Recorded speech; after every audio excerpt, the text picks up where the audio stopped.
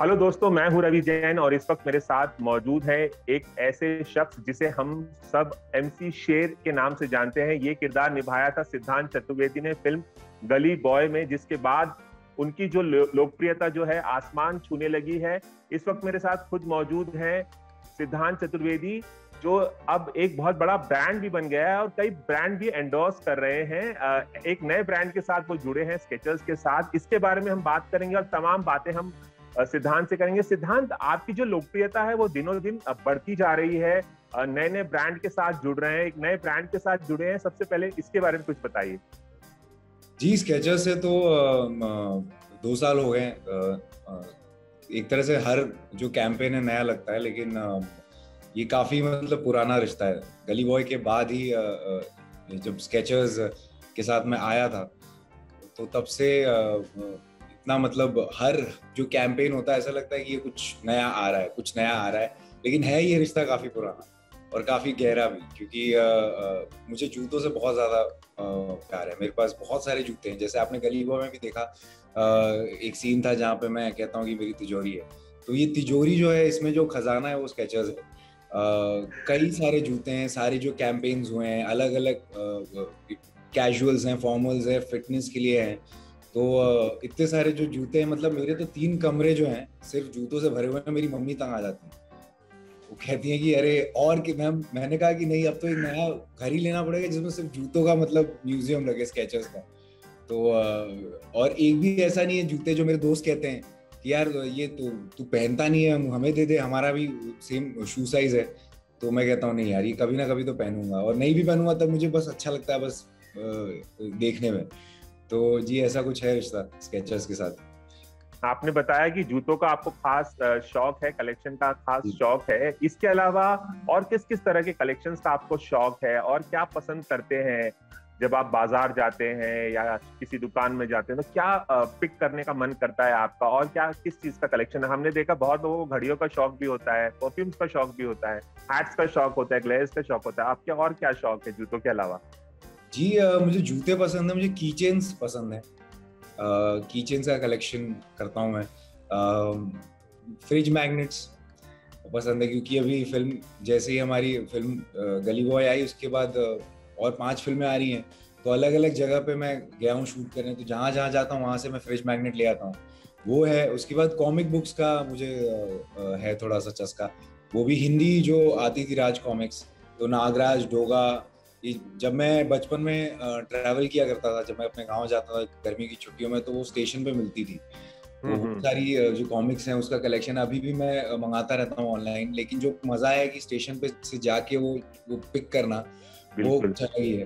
तो वो उस चीज का शौक है थोड़ा।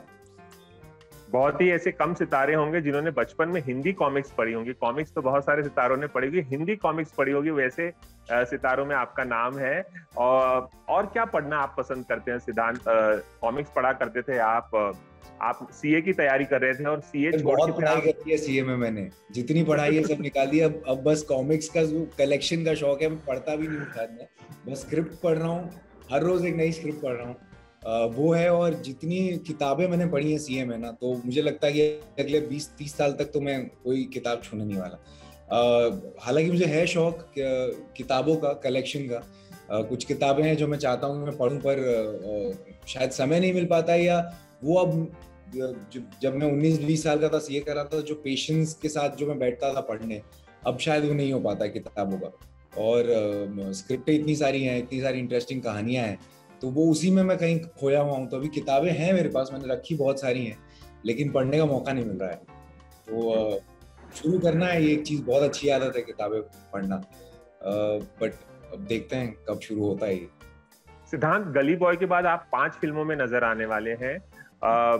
मैं ये आपसे पूछना चाहूंगा, जैसे कि आपने बताया कि रोज एक स्क्रिप्ट पढ़ते हैं, 5 फिल्में तो आपने साइन कर ली हैं, लेकिन कितनी ऐसी फिल्में हैं जिन्हें आपने रिजेक्ट कर लिया है? क्योंकि आप कह रहे हैं कि रोज एक स्क्रिप्ट पढ़ते हैं, तो बहुत सारी फिल्मों का अंबार लग गया होगा आपके पास, और आपने बहुत सारी, ना कहना बहुत मुश्किल होता है किसी सितारे के लिए। आपके साथ भी कुछ ऐसा है? और कितनी फिल्में आप रिजेक्ट कर चुके हैं अब तक? मैं रिजेक्ट नहीं कहूंगा, बस ये समझ लीजिए कि कुंडली नहीं मिली हमारी। रिजेक्ट तो मैं नहीं कहूंगा, रिजेक्ट तो मैं हुआ करता था पहले। तो वो मुझे रिजेक्ट करने का अभी तक मुझे लगता नहीं है वहां पहुंचा हूं कि मैं किसी चीज को रिजेक्ट करूं। मुझे तो करनी सारी है जो मेरे पास आती।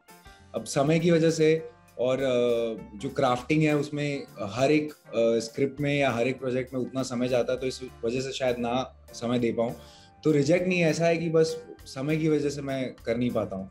करनी तो मुझे सारी हैं, जितनी भी स्क्रिप्टें आई हैं आज तक सारी मुझे करनी है। मैं अपने आप को, क्योंकि जब तक काम नहीं था तब तक तो जो मिलता था वो मतलब सोना होता था ना। तो अभी भी मेरा वही एटीट्यूड है उस स्क्रिप्ट्स को लेके, फिल्म्स को लेके, कि जो फिल्म आती है ऐसे लगता है यार ये मैं अपने आप को ऑलरेडी इमेजिन करने लगता हूँ उस किरदार में। अब कई बार होता है कि समय नहीं हो, डेट्स नहीं हो, उस हिसाब से फिर नहीं कर पाता हूँ मैं, लेकिन करनी तो मुझे सारी होती है। तो करनी आपको सारी होती है। और आपकी एक ख्वाहिश थी कि दीपिका पादुकोण के साथ आप एक फिल्म में काम करें, और वो ख्वाहिश पूरी हो गई। आप जल्द उनके साथ एक फिल्म में नजर आने वाले हैं, क्या कहेंगे आप? बस पता नहीं मतलब कैसे हो रहा है। पहली फिल्म में रणवीर के साथ, दूसरी फिल्म में दीपिका के साथ। मतलब ये जो एक्टर्स हैं इनको देख के मैं इंस्पायर हुआ हूँ। अब कटरीना जी हैं उनके साथ, सैफ अली खान, रानी मुखर्जी के साथ। अब मैं क्या बोलूँ, मतलब ऐसा लग रहा है कि मतलब बैठे बैठे यहीं ये सारे जितने भी लोग हैं इनसे मैं इंस्पायर हुआ हूँ। इनकी जर्नीज को, इनकी परफॉर्मेंसेस को देखे मैं सीटी मारी है मैंने पहले रो में बैठ के।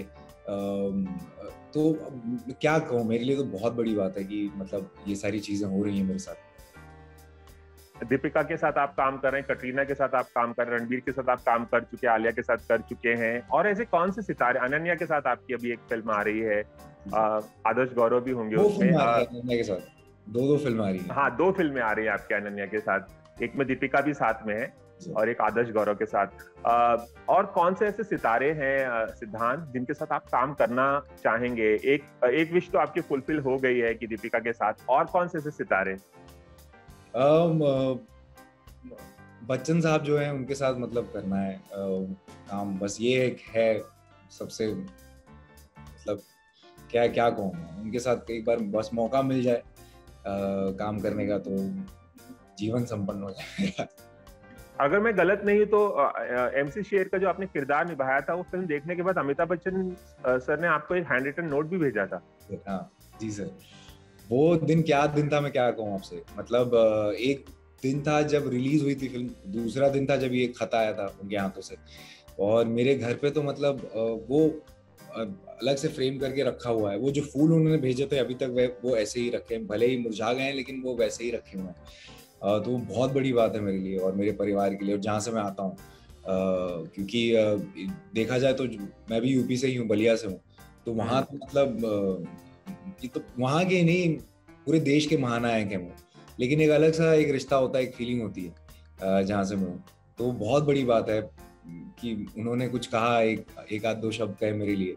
और मुझे पहली बार मेरी पहली दिवाली पार्टी उन्होंने उनके घर पे थी, उन्होंने मुझे बुलाया। अच्छा। और सामने से मतलब हाथ भी पकड़ा और वहां भी तारीफ की। तो मैं तो क्या कहा बच्चन सर ने उस वक्त जब आपका हाथ पकड़ा उन्होंने दिवाली पार्टी में? क्या कहा उन्होंने? पता नहीं वो कैसे, मतलब वो इतने मॉडेस्ट हैं, इतने प्यारे हैं। वो कहते हैं यार कैसे कर लेते हो तुम लोग ये सब। मैंने कहा कि सर मतलब हम कैसे कर लेते हैं, आप ही से तो देख के सीखे हैं। तो वो काफी मतलब उनमें जो वो जो चाह होती है ना, वो अभी भी है। वो जैसे एक बच्चा होता है कि मुझे ये सीखना है, मुझे सीखना है, वो अभी भी वैसे ही है। तूने कैसे किया, तुमने ये कैसे किया? मैंने कहा सर आप, मैं क्या बोलूं, मैं कैसे बताऊं कि ये सब आप ही से तो सीखा है सर।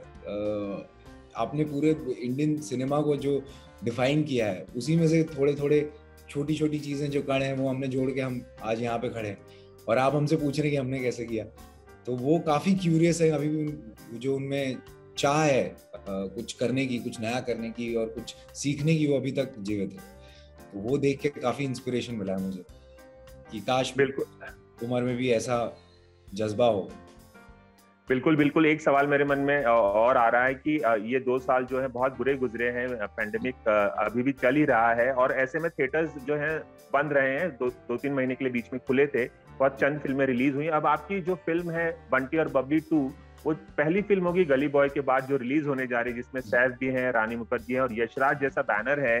क्या कुछ कहना चाहेंगे? इतना लंबा इंतजार आपको करना पड़ा, पिछले साल ये फिल्म रिलीज होने वाली थी, कितने खुश हैं आप कि इस माहौल में आप थिएटर खुलने वाले हैं? महाराष्ट्र में तो खुल ही रहे हैं और इसीलिए फिल्म रिलीज हो रही है, तो क्या कुछ, कितनी खुशी है आपको और क्या, किस तरह से बयान करना चाहेंगे आप अपनी खुशी को? खुशी तो बहुत है कि थिएटर्स खुल रहे हैं, एक थोड़ा डर भी है क्योंकि जिस दौर से हम गुजरे हैं 2 सालों में, तो काफ़ी जाने गई हैं, काफ़ी हानि हुई है सबको। तो उसको देख के थोड़ा सा डर भी लगा हुआ है कि क्या पता मतलब कहीं फिर से ये थर्ड वेव या फोर्थ वेव ना आ जाए। जी देखिए, फिल्म और एंटरटेनमेंट तो ऐसी चीज़ है कि वो तो कोई भी प्लेटफॉर्म पे अगर है तो लोग देखेंगे। हाँ, तो मेरी तो इच्छा तो हमेशा होगी कि थिएटर में आए, बट लेकिन सेफ्टी जो प्रोटोकॉल्स हैं उनको मद्देनजर रखते हुए ये सारी चीज़ें हों, डेंजर से बाहर हो, खतरे से बाहर हो, लोग आए, इंजॉय करें, खुल के इंजॉय करें। अब वो समय आया है नहीं आया वो तो आई थिंक अब जब फिल्में आएंगी तब पता चलेगा।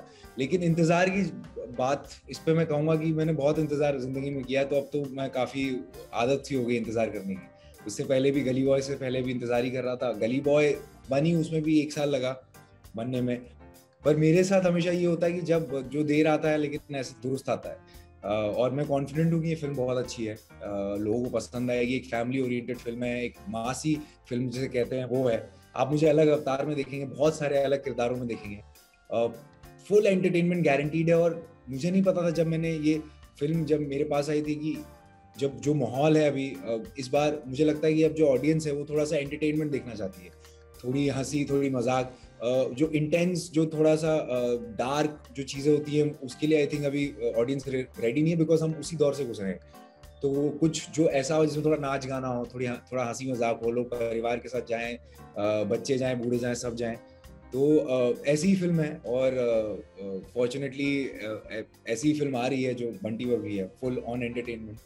तो मैं बहुत ही खुश हूँ कि आ रही है। और किस बैनर से आ रही है सर, अगर शायद कोई और होता तो शायद कब का आई थिंक OTT पे आ गई होती, पर आदि सर ऐसा है कि नहीं, मुझे ये फिल्म आएगी और ये थिएटर के लिए ही बनी है।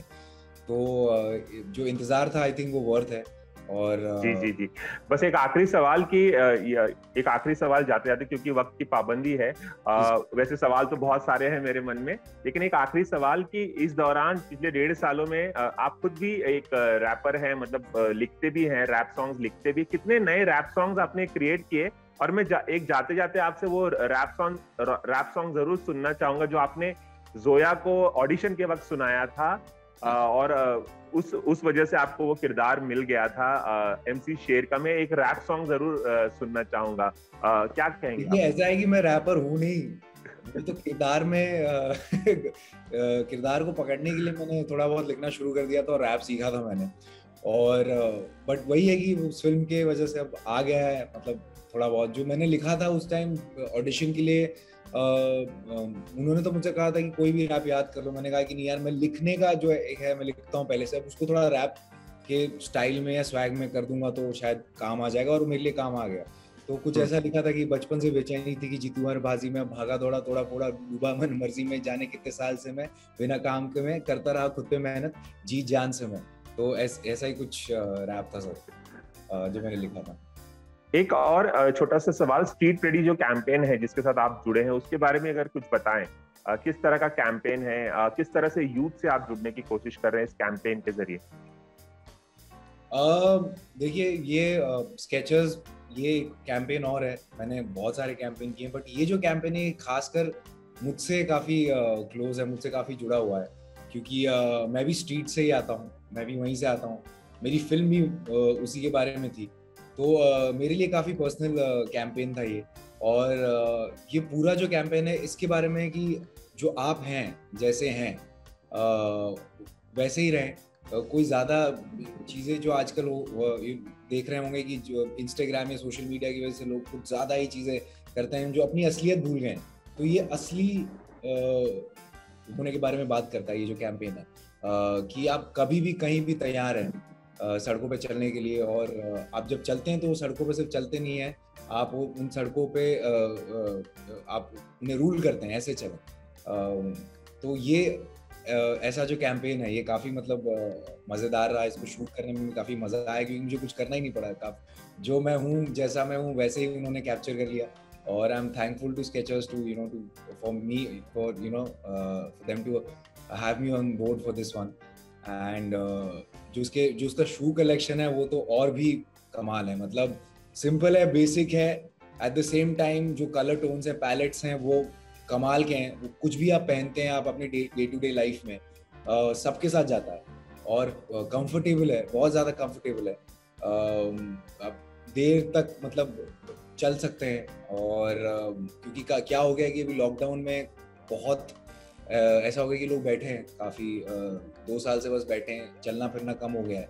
तो जो चलने की चाहत है, जो भागने की चाहत है और जाके अपने सपनों को हासिल करने की चाहत है, आई थिंक ये स्ट्रीट रेडी उसी के लिए बना हुआ है। चलिए बहुत बहुत शुक्रिया एबीपी न्यूज से बातचीत करने के लिए। और हम चाहेंगे आप तमाम फिल्मों में काम करें और लोगों का मनोरंजन करें और लोकप्रियता की वो ऊंचाई हासिल करें जिसकी ख्वाहिश आप लेकर इस इंडस्ट्री में आए हैं। बहुत बहुत शुक्रिया सिद्धांत।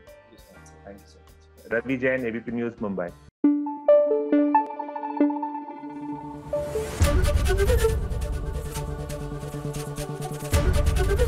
एबीपी न्यूज आपको रखे आगे।